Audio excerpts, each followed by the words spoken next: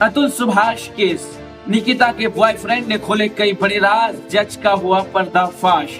चर्चा चल रहे हैं फरार, आइए जानते हैं मामले में क्या कुछ है। नमस्कार, आदाब, मैं रिजवान सैफी, आप देख रहे हैं अंतिम न्यूज। अतुल सुभाष केस में रोज नए नए खुलासे हो रहे हैं। एक बार फिर से अतुल सुभाष केस में बड़ा खुलासा हुआ है। साथ ही आपको बता दें कि अतुल सुभाष केस में पुलिस ने बड़ा एक्शन लिया है। फरार चल रही अतुल की पत्नी को पुलिस ने हरियाणा के गुरुग्राम से गिरफ्तार कर लिया है। साथ ही निकिता सिंघानिया की मां और उनके भाई को भी पुलिस ने गिरफ्तार कर लिया है। इस पूरे केस को लेकर निकिता के चाचा का नाम भी है, जो इस वक्त पुलिस की पकड़ से बाहर है। वही लगातार पुलिस निकिता के चाचा की अलग अलग जगहों पर तलाशी कर रही है। आपको बता दें कि अतुल सुभाष सुसाइड केस में पत्नी निकिता सिंघानिया समेत 3 आरोपी फिलहाल 14 दिन के न्यायिक हिरासत में हैं। इस बीच एक और अहम जानकारी सामने आई है। मीडिया रिपोर्ट्स में पता चला है कि निकिता ने जौनपुर फैमिली कोर्ट में जो 6 मुकदमे अतुल के खिलाफ दर्ज करवाए थे, उसने कुछ को वापस लिया था। अब यह वापस क्यों लिया था, यह अपने आप में एक बड़ा सवाल है। चलिए आपको बताते हैं कि वह कौन से 2 केस है जिसे निकिता ने अतुल के खिलाफ से वापस लिया था। आपको बता दें कि अतुल ने सुसाइड से पहले 24 पन्नों का नोट और वीडियो जारी करके इन सभी पर आत्महत्या के लिए उकसाने का आरोप लगाया था।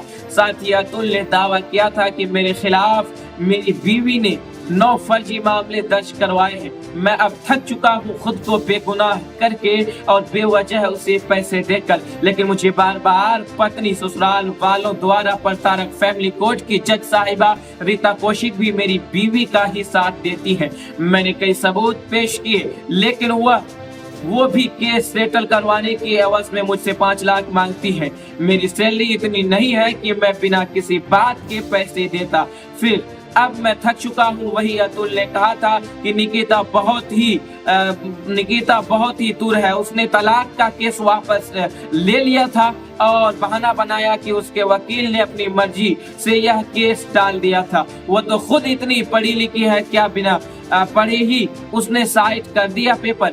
यह सब झूठ है। निकिता ने जानबूझकर तलाक का केस हटाया ताकि मुझे और टॉर्चर दे सके। आपसे ना ये हो सकता है और ना ही होगा। 2 केस वापस लिए थे जिनमें निकिता सिंघानिया ने तलाक का मुकदमा और सीजीएम कोर्ट में मारपीट और अपरतारिक यौन संबंध के मुकदमे को बाद में वापस ले लिया था। जौनपुर की अदालत में इस समय अतुल सुभाष पर 4 मुकदमे चल रहे हैं। इसमें एक मुकदमा दहेज प्रथा और मारपीट का लंबित है, जिस पर अगली सुनवाई 12 जनवरी 2025 को होनी है। दरअसल कुछ दिन पहले ही अतुल सुभाष ने पत्नी निकिता और उसके परिवार वालों पर प्रताड़ना का आरोप लगाते हुए आत्महत्या कर ली थी। अतुल ने करने की धमकी दी थी। आत्महत्या करने से पहले 90 मिनट का लंबी वीडियो बनाया था। साथ ही उन्होंने 160 नोट में छोड़ा था, जिसमें उसने अपने ऊपर हो रहे मानसिक अत्याचार का पूरा ब्यौरा दिया था। दरअसल पत्नी और उसके परिवार की प्रताड़ना की 120 तारीख है। इसके बावजूद न्याय न मिलने के कारण बेंगलुरु में